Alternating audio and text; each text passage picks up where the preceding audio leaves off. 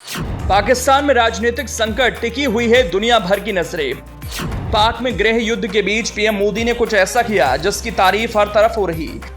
PM Modi ने एक कदम उठाया, पाकिस्तान में लोग इसे अपने देश के नेताओं के लिए देने लगे नजीर करार।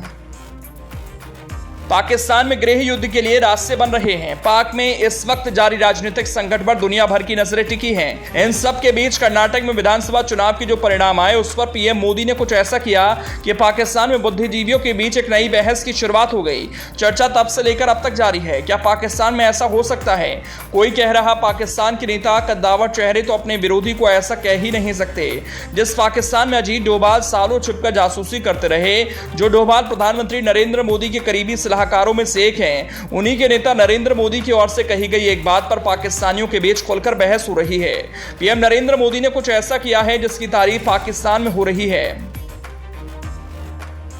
तो कर्नाटक में बीजेपी की हार पर तालियां बजाने वाले लोग भी हैं। दरअसल पीएम नरेंद्र मोदी ने ट्वीट कर कांग्रेस को उसकी बड़ी जीत के लिए बधाई दी। पीएम ने ट्वीट कर कहा, मैं कर्नाटक विधानसभा चुनाव में कांग्रेस की जीत के लिए बधाई देता हूं। मैं उन्हें जनता की उम्मीदों को पूरा करने की शुभकामनाएं देता हूं। अब पीएम मोदी ने कर्नाटक विधानसभा चुनाव में कांग्रेस को मिली विशाल जीत पर विपक्षी पार्टियों को बधाई दी। उनकी इस बात की पाकिस्तान में जमकर तारीफ हो रही है। पाकिस्तान के जर्नलिस्ट इसे अपने देश के नेताओं के लिए एक नजीर करार दे रहे हैं। पीएम मोदी ने कांग्रेस को कर्नाटक में मिली जीत पर शुभकामनाएं दी। इस पर पाकिस्तानी जर्नलिस्ट कामरान यूसुफ ने ट्वीट किया। उन्होंने लिखा, पिछली बार पाकिस्तान में किसी पार्टी के हारने वाले नेता ने कब अपने राजनीतिक विरोधियों को बधाई दी थी। बीजेपी और कांग्रेस के बीच कड़वी प्रतिद्वंद्विता के बावजूद ये भारतीय ताकत है। फिर भी मोदी ने कर्नाटक चुनाव जीत पर कांग्रेस को बधाई दी।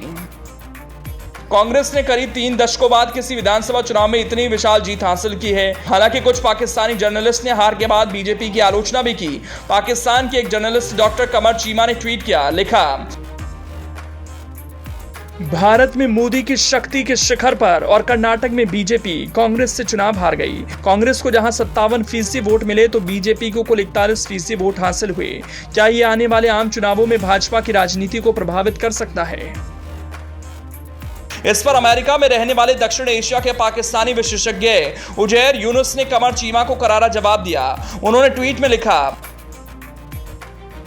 भारतीय चुनावों में 2 संरचनात्मक बारीकियां हैं जिन्हें हमें ध्यान में रखना चाहिए कि राज्य चुनाव दक्षिण में राष्ट्रीय चुनावों से बहुत अलग हैं। बीजेपी स्थानीय स्तर पर भारत में जनाधार खोती जा रही है, लेकिन राष्ट्रीय स्तर पर ब्रांड मोदी एक जबरदस्त ताकत बना हुआ है।